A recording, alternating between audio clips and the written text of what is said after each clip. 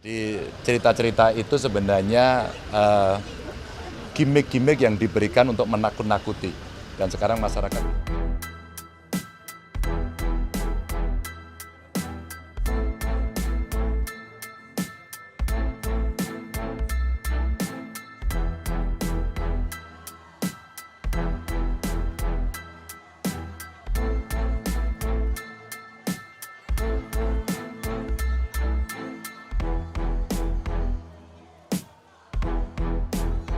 Ada black campaign, intinya waktu Pak Ganjar dan Pak Mahfud ini nantinya tidak ada bansos lagi.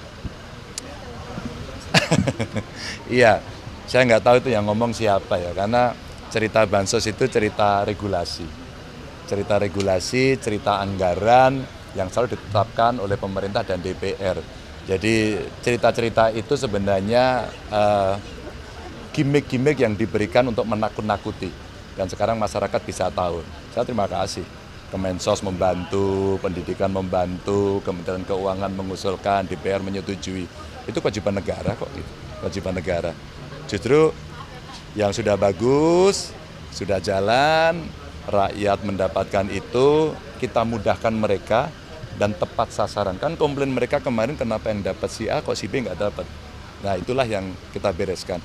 Maka KTP Sakti yang saya dorong itu untuk memudahkan itu, dan turunannya nanti adalah data kependudukan yang profil penduduknya itu bisa kita ambil, kita pecah ke sektor. Oh petani butuh dapat pupuk, sampai KTP aja.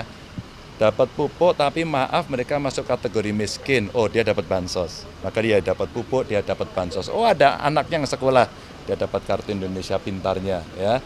Oh terus kemudian dia dapat jaminan kesehatan, kartu Indonesia Sehat.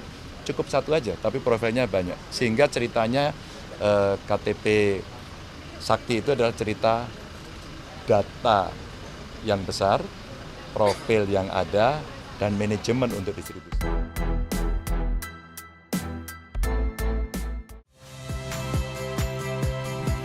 Saya Yasir Neneama. Saksikan program-program Kompas TV melalui siaran digital, pay TV, dan media streaming lainnya. Kompas TV, independen, terpercaya.